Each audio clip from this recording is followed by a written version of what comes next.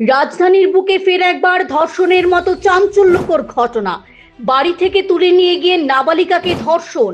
চাঞ্চল্যকর এই ঘটনা আগরতলা শহরের অনতি দূরে আমতলী থানাধীন হাঁপানিয়া এলাকায়। গ্রেপ্তার অভিযুক্ত যুবক সৌরভ বর্মন ওরফে প্রকাশ। জানা যায়, মঙ্গলবার রাতে 11 বছরের নাবালিকা বাড়িতে ছিল তার বাবার সাথে। তার মা গিয়েছিলেন পাশের বাড়িতে পুজোর অনুষ্ঠানে। বাবা ও মেয়ে ছিলেন দুটো আলাদা আলাদা ঘরে। ঠিক সেই সময় সুযোগ বুঝে দরজা খোলা পেয়ে ঘরে ঢুকে পড়ে সৌরভ বর্মন ওরফে প্রকাশ। অভিযোগ, মুখ চেপে নাবালিকাকে নিয়ে যায় পার্শ্ববর্তী নির্জন স্থানে এবং সেখানে পাশবিক লালসা মেটায়। পরে হুমকি দিয়ে ছেড়ে দেওয়া হলেও বাড়ি ফিরে মায়ের কাছে সব খুলে বলে মেয়ে। খবর ছড়াতেই উত্তেজনা ছড়ায় এলাকায়। পরিবারের পক্ষ থেকে আমতলী থানায় অভিযোগ দায়ের করা হয়। অভিযোগের ভিত্তিতে পুলিশ দ্রুত তদন্তে নামে এবং সৌরভ বর্মনকে গ্রেফতার করে। নাবালিকাকে নিয়ে যাওয়া হয় হাসপাতালে। ঘটনাস্থলে যায় ফরেনসিক টিম।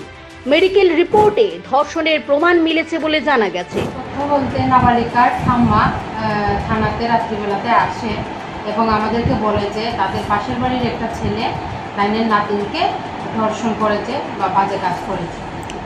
মেয়েটার বয়স কত ছিল? 11 বছর। এই ঘটনাটা কবে হয়েছিল?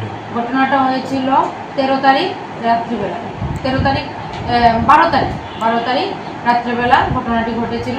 তো ঠাম্মা এসেছে এই 12:30 একটা নাগাদ আমাদের থানাতে। আসার পরে বললো, তারপরে রিটার্ন দিল, আমাদের স্পেসিফিক কেস নেওয়া হলো। নেওয়ার পরে ইনভেস্টিগেশন শুরু হলো।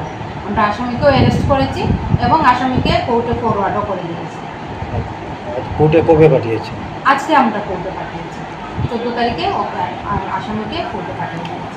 নাম কি ম্যাডাম যে এই ঘটনা ঘটেছে? ছেলেটার নাম সৌরভ বর্মন।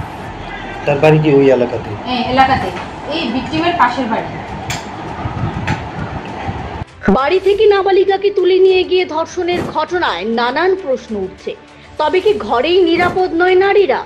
অনেকেই মনে করছেন এই ধরনের জঘন্য অপরাধ বারবার ঘটছে আইনের দুর্বলতার জন্য। বছরের পর বছর বিচার প্রক্রিয়া চললেও বেশিরভাগ ক্ষেত্রেই অপরাধীরা শাস্তি পায় না। বিশ্বের অনেক দেশে ধর্ষণের জন্য কঠোর শাস্তি, এমনকি শারীরিকভাবে অক্ষম করে দেওয়ার আইন থাকলেও আমাদের দেশে অর্থাৎ ভারতবর্ষে অধিকাংশ আইন যেন অপরাধীদের বাঁচানোর জন্যই প্রযোজ্য।